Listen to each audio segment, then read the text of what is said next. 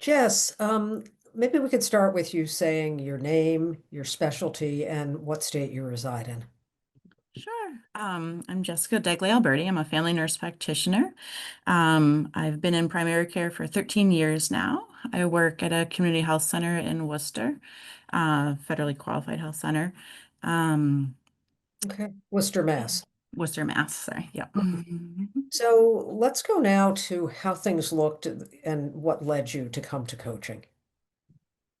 Yeah. So over the 13 years, I have struggled closing the notes. Our EHR is not the most effective in the world, and um, everyone's I would get behind and then I'd either do a Herculean effort and try to finish them, but I got to a point that was way past where it had ever been.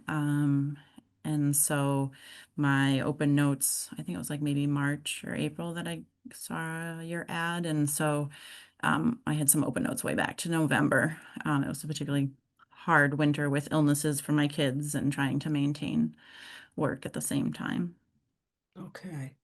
So it was the charting and then also around reactivity. Was that also another reason? Well, sure. I mean, being super behind was anxiety provoking, right? And so we know the GAD-7 or the PHQ-9, like, your irritability level goes up. Mhm. And so for sure, I was more reactive at home because, of course, your family gets the brunt of that. So I have two kids, 8 and 12, and that's not the type of mom that you want to be. Hmm. Okay. Thank you for sharing that. Yeah. Mhm. Yeah. And how did Dina help you? Yeah, so she is another nurse practitioner, so kind of knew the path we had taken. And so she had me take a self-compassion quiz that really highlighted what I considered my strengths, come up with a mantra that was I am kind, I am brave, I am loving, which are things that I hold dear to myself. And I also have the joy of being on the school committee too, so that comes into that. But I think, you have an inner negative self monologue that is not great for you, right? Just being a parent, yelling at kids is not a way to motivate them to do stuff. And, having the inner monologue of "you suck, why can't I just do this? Other people finish these notes. What's wrong with me?" is not helpful to anyone. But that certainly was my inner monologue. And I had gotten to a point where I was just way underwater, much, much more than before ever. Um, so So how did Dina help with all that?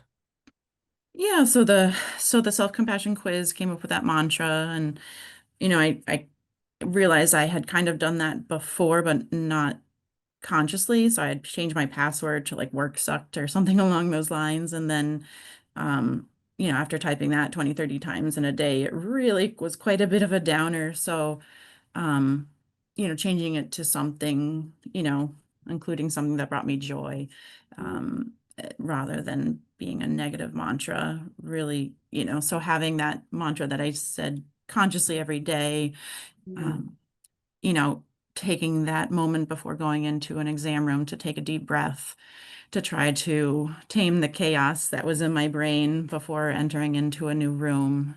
Um, and then, having self-compassion, like, yeah, I'm behind, but I am still giving good care and, trying to focus on the positive things that I was achieving, in order to give myself the ability to continue on and try to chip down on all those open notes and my Yeah. tasks.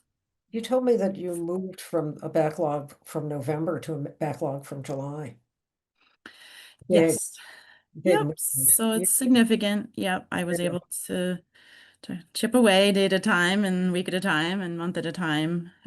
So Yeah. that took some time, but and I'm changing my schedule to hopefully build in that time and not have to rush home and then not finish the notes in real time. So Which I'm hearing she really helped you bring a lot of things out of the blind spot, kind of things that were impacting you, like perfectionism and procrastination and self-criticism, etc. really helps you kind of see them more clearly. So now you can change your focus to things that are more really help kind of fuel you to get the job done and to have the balance that you want. Yeah, having that insight that I do have perfectionism that's affecting my desire to close those notes just because Mhm. not everything's tied up in a perfect little bow. Um, I never really thought I did, and but it's really great insight to say that's what's leading me to procrastination, rather than just avoidance, right? So I am trying to close my notes in real time, but find a way to allow that perfectionism to to not, to still be able to say, all right, this is pending, keep an eye out for that, but to close the note because I was not closing it because things are still pending. Yeah.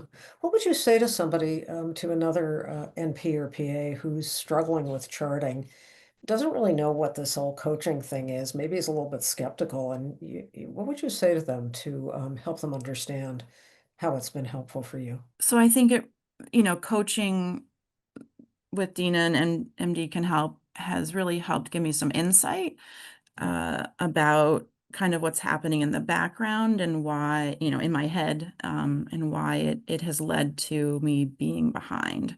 So, really, touch charts once, and not do this huge chart dive every single time I go into a patient's chart and just do the task or finish the note and not, make it this huge rabbit hole.